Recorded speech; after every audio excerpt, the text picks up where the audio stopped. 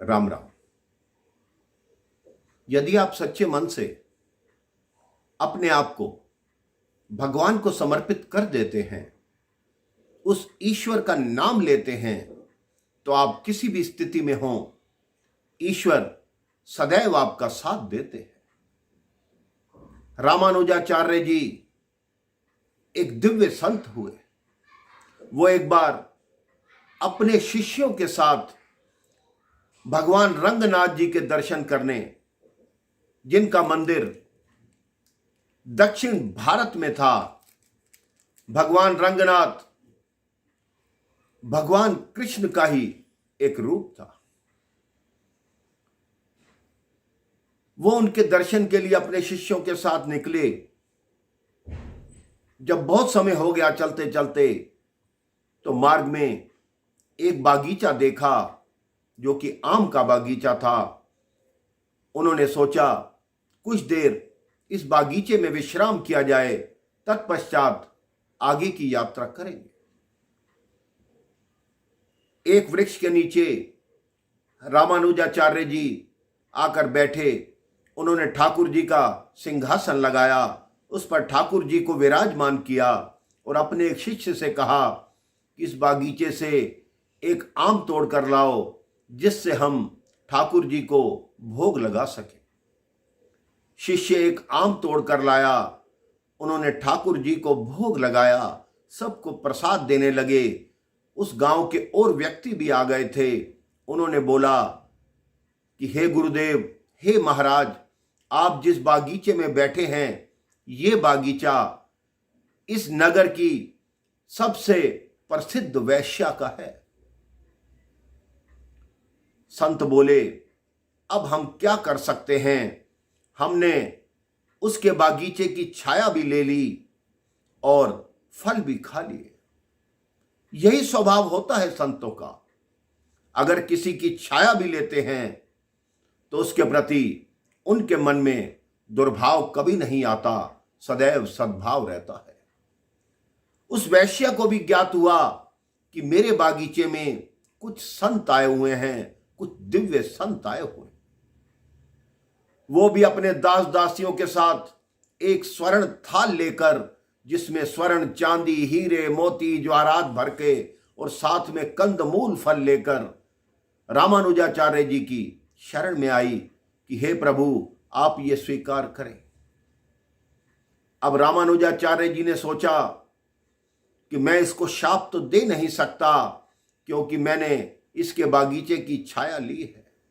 उसने कहा, पुत्री, हम तो साधु हैं, ये वस्तुएं हमारे किसी काम की नहीं।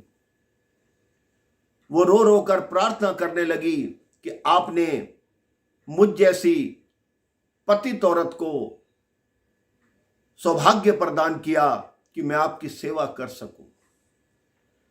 जब वो बहुत रोने लगी, तब रामानुजाचार्य जी ने कहा, पुत्री, ऐसा करो, इस स्वर्ण का एक मुकुट बनवाओ, जो भगवान रंगनाथ जी को तुम अपने हाथ से चढ़ाना। उनकी बात सुनकर वो औरत गदगद हो गई और बोली कि ये मेरा सौभाग्य है कि मुझे ऐसा अवसर प्राप्त हो रहा है।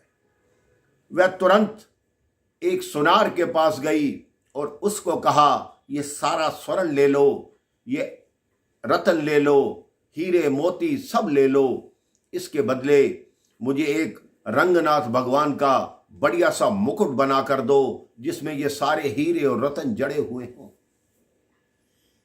उस सुनार ने कुछ ही दिनों में वो मुकुट बना दिया। रामानुजाचार्य जी अगले दिन प्रातः ही वहां से निकल गए थे। वो औरत कुछ दिन बाद भगवान रंगनाथ के द्वार पर पहुंची, लेकिन उसकी मंदिर के अंदर जाने की हिम्मत नहीं हुई। उसने सोचा कि मैं तो पतित हूं, अगर मैं अंदर जाऊंगी तो लोग बहुत नाराज होंगे और कहेंगे कि तुमने मंदिर को अपवित्र कर दिया, तुम अंदर क्यों आई। उसने वो मुकुट पुजारियों को सौंपा और कहा कि यह मुकुट भगवान रंगनाथ जी को पहना दे। अब वो पुजारी मुकुट लेकर भगवान रंगनाथ जी के पास गए।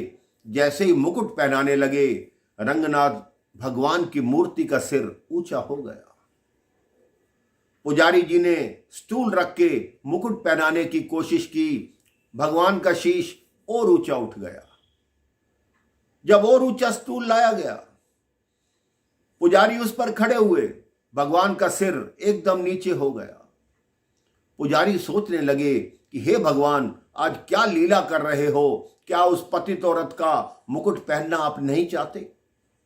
इतने में रामानुजाचार्य जी को बुलाया गया और उनसे कहा गया कि आज भगवान कैसी लीला कर रहे हैं। रामानुजाचार्य जी ने हाथ जोड़कर प्रार्थना की कि बताइए भगवान, ये क्या लीला है? भगवान रंगनाथ जी की मूर्ति बोल पड़ी। उन्होंने कहा कि जो मेरे लिए मुकुट बनवा के लाया है, उसी के हाथ से मुकुट पहनूंगा। सब आश्चर्यचकित रह गए। उस वैश्या औरत को मंदिर के भीतर बुलाया गया। जैसे ही उसने मंदिर में प्रवेश किया, उस मूर्ति ने अपना सिर झुका दिया कि मुकुट पहना दो। जब उसने मुकुट पहना दिया, पुजारी भगवान से ही लड़ने लगे कि हम पुजारी हैं, हमने वेद शास्त्र पढ़े हैं, हम आपकी दिन रात सेवा करते हैं, हमारे हाथ से आपने मुकुट नहीं पहना और एक वैश्या औरत के हाथ से आपने मुकुट पहन लिया। आज के बाद हम आपकी पूजा नहीं करेंगे, इसी से ही अपनी पूजा करवा लेना। भगवान की मूर्ति से फिर आवाज आई कि हे पुजारियों, तुमने मुझे सदैव पतित पावन कहा है कि मैं पतितों को भी पावन करता हूं। अगर इसको पावन कर दिया तो आप लोगों को क्या आपत्ति है? और सबसे बड़ी बात, इसका मन पश्चाताप से जल रहा है। इसकी आंखों से बहते आंसू देखो, इसके मन में कितना प्रायश्चित है कि मैंने जीवन में ऐसा कर्म क्यों किया। और इसने अपने कार्य से जितना धन कमाया, उस पूरे धन का ये मेरा मुकुट बनाकर ले आई, और ये आज के बाद ऐसा कोई कार्य नहीं करेगी जिससे इसको पाप लगे। सब भक्तों ने भगवान के आगे शीश नवाया।